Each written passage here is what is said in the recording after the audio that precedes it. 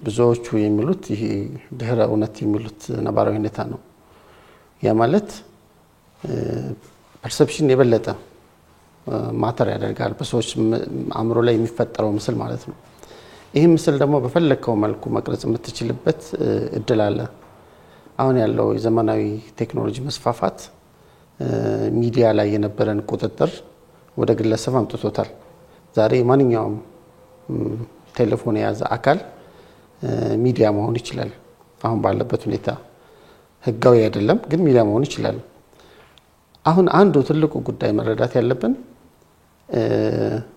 ነገሮች በሶስት መንገድ ሊፈጠሩ ይችላሉ አንደኛው በአቅም ማነስ ሊፈጠሩ ይችላሉ አሁን ሐሰተኛ መረጃዎች በአቅም ማነስ ነው የሚፈጠሩት ሁለተኛው በቸልተኝነት ወይም ስርዓት ካለመኖር ሊፈጠር ይችላል ሶስተኛው በአቋም ነው የሚፈጠረው አሁን በኢትዮጵያ ውስጥ የኢትዮጵያን ሰላም ገጽታ አሉታዊ በሆነ መልኩ መቅረጽ የመንግስትን የማድረግና የቅቡልነት ደረጃ የሀገር መንግስቱን ተጽዕኖ ለመፍጠር በሀገር ውስጥም በውጭም ያለው የሀገሪቱን ገጽታ ለማጠልሸት የሚሰራው ስራ ሆን ተብሎ ታቅዶ አቋም ተይዞ ዳታ ተቀነባብሮ እና በጋራም ተቀናጅቶ የሚሰሩት ስራ ነው አይተነው ከሆነ አጀንዳ ተመርጦ አጀንዳ ተፈብርኮ እና ያንን ሊያጠናክሩ ይችላሉ የሚባሉ ቴክኖሎጂ መሰረት ያደረጉ የተለያዩ አሁን የኤአይ ቴክኖሎጂ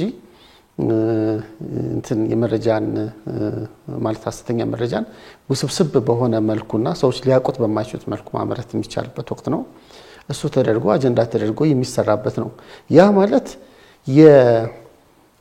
የመንግስትን ቻሌንጅ የማድረግ መንግስትን እንትን ለማድረግ የአንደኛው የትግል ስትራቴጂ ሆኖ የተቀመጠ ነበር መሬት ላይ የሚደረጉ ጥረቶች ነበሩ የመንገድ ላይ መሬት ላይ የተገኙ ትናንሽ ውጤቶችን አምፕሊፋይ በማድረግ የመንግስትን አቅም ደካማ በማድረግ ሰዎች ማይንድ ውስጥ ወይም ሰዎች አእምሮ ውስጥ ፍርሃት እንዲፈጠር በማድረግ ፍርሃት ደግሞ እንቅስቃሴን እንዲገድብ በማድረግ እና የሚፈጠሩ ትናንሽ ኢንሲደንቶችን በጣም ደጋግሞ በማሰማት መንግስት አገር ውስጥ የሰላምና የጸጥታ ሁኔታ የደፈረሰ ነው ብሎ ሰው ከቤቱ ወጥቶ የሆነ ቦታ 40-50 ኪሎ ሜትር ለመሄድ እንዲሰጋ ስጋት የወለደው ሪዘርቬሽን ነው እንቅስቃሴ ራሱን ከእንቅስቃሴ እንዲገድብና ራሱን ከእንቅስቃሴ ከገደበ በኋላ የተገደብኩት ጸጥታ ስለሌለ ነው የሚል ምክንያት ለአእምሮ እንዲሰጥ በተቻለ መጠን ለተቀን ነው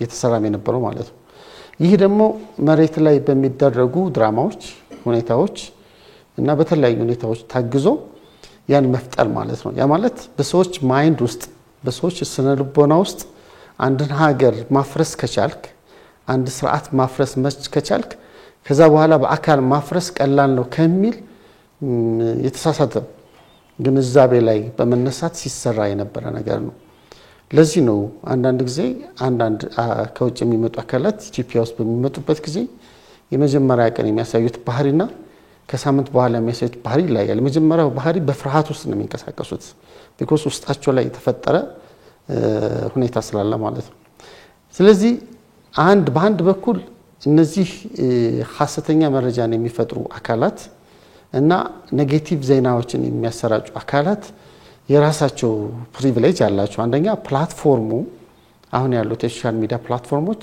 ዜና ሊሆኑ የሚችሉት ለምሳሌ ሀገር ሰላም ነው ዜና አይደለም አንድ ሰው ተገደለ ግን ዜና ነው ለምሳሌ ሰው መገደሉን ለማሳነስ ፈልጌ አይደለም ግን ኔጌቲቭ የሆኑ ኢንሲደንቶች ወይም ከኖርማል ከሆኑ ጉዳዮች ወጣ ያሉ ጉዳዮች በቀላሉ ቫይራል የመሆን እድል አላቸው ሁለተኛ ደግሞ ይሄን የሚሰራ አካል እንደ ፕሮፓጋንዳ የሚሰራ አካል ምንም የሞራል ግዴታ የለበትም ፕሩቭ የማድረግ ግዴታ የለበትም ምንም ማድረግ ግዴታ የለበትም ዛዘር ሳይድ ደግሞ መንግስት ደግሞ ማሳየት የሚችለው ለህብረተሰቡ ቃል የገባው ነው ስለዚህ በሆነ ህግና ሞራል የታጠረ አካልና ህግና ሞራል በማይገዛቸው አካላት መካከል የተደረገ ኮንፍሮንቴሽን ነው ለዚህ ነው ለምሳሌ የአንዱን ሐሳብ አንድ ሰው የሚናገረውን ሐሳብ ከአውዱ አውጥተው ከጊዜው ነጥለው ፖለቲካሊ ጥቅም ይሰጣል በሚሉት መልኩ ከሌላ ሐሳብ ጋር አጣምረው የሆነ ምስል ለመፍጠር ሌት ተቀን ሲተጉምናቸው ማለት ነው። ይሄ የማቅረብ አቅማቸውን ቴክኖሎጂያቸውን የሚደረጉትን ሁኔታዎች በሙሉ ለሰዎች አእምሮ መረጋጋት ሳይሆን ከሰዎች አእምሮ መረጋጋት እንድጠፋ ሌት ተቀን የሚሰጉ ማለት ነው። ስለዚህ ረጅም ሰዓት በእንደዚህ አይነት ሚዲያዎች ላይ በቆየህ ቁጥር በፊት ለፊት የምታየውን ሪያሊቲ ትዘነጋለህ። ከውስጥህ ከአእምሮ ውስጥ የሚፈጠረው ሪያሊቲ ገዢ ሆኖ ስለሚታይ ለውሳኔህ መነሻ የሚሆነው እሱ ይሆናል። ስለዚህ ይሄ ሁኔታ አለ። ይህን ነገር አገር ሰላም ነው ብለህ አንድ ጊዜ ሁለት ጊዜ ወይም በተለያዩ ሚዲያዎች በሚያሳልፏቸው ሁኔታዎችን ብቻ የሚደረግ ጉዳይ አይደለም። ህብረተሰቡ የዚህ አካል በሚሆንበት ጊዜ ነው ለውጥ መምጣት የሚችለው ማለት ነው። ምክንያቱም አሁን ሚዲያዎች ይጥራሉ። ሚዲያዎች አንደኛ በተወሰነ ጊዜ ሪል የሆነ ፋክት ላይ ተመስርቶ የሚሰሯቸው ስራዎች አሉ። እነዚህ አካላት ግን መጀመሪያ የሚሰሩት ራሱ ሰዎች ሚዲያዎችን የሚያዩበትን ፐርሴፕሽን ነው የሚያዛቡት። ሚዲያዎቹ ሐቅን አስተላልፈው ሚዲያዎቹ ለሆነ አካል ለሚያገለግሉት ምሳሌዎቹ ትክክል አይሰሩም ብለው የምታዳምጥበትን ልቦና የምሰማበት ጆሮ እንዲደፈን ይሰራሉ። ከዛ እነሱ የሚሉትን ብቻ ይዞ በዛ አይነት መልኩ መሄድ እንዲቻል ማለት ነው። እንደምናቀው ይሄ ሆኗል ሲሉ ታስተነት እንትላለ። ይህ ሐሰተኛ መረጃና ጥላቻ ንግግር መግታት የሚቻለው አሁን እንዳልከው መንግስት ሁሉም የመንግስት አካላት መረጃን ተደራሽ በማድረግ ትክክለኛ መረጃን ወቅቱን በጠበቀ መልኩ ማቅረብ ሲችሉ ነው። ማለት የሰላም ሚኒስቴር ይሄ ነው ብሎ በመግለጽ ብቻ ሳይሆን ሪል በሆነ መንገድ ማለት ነው። ለምሳሌ ዛሬ ጎንደር ኤግዚቢሽን አለ። ስለዚህ ያ የሚያመለክተው ሰላም መሆኑን ያመለክታል።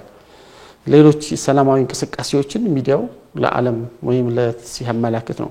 ሁለተኛው ደግሞ ህብረተሰቡ በራስ ላይ ነው ጉዳቱ። አንድ ሐሰተኛ መረጃ ደጋግመ ቫይራል እንዲሆን ካደረከው ምን ያደረከው ነው? ስፖንሰር ያደረከው ነው በዘመናዊ አካሄድ።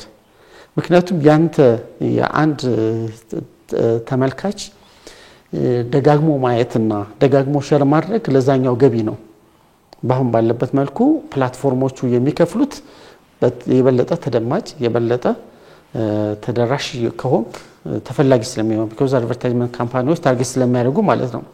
ስለዚህ የሚጠልፉንን የሚጎዱንን ተወዳዳሪነታችን የሚደፍቁንን ዜናዎች ሼር ከማድረግ ደጋግመን ራሳችንን በእነዚህ መረብ ውስጥ ከመግባት በማራቅ ብቻ የምንሄድበት እንጂ ሰዎች በአሁኑ ሰዓት ስክሪን ታይማቸው ከ6 ሰዓት እስከ 7 ሰዓት አካባቢ ነው በቀን።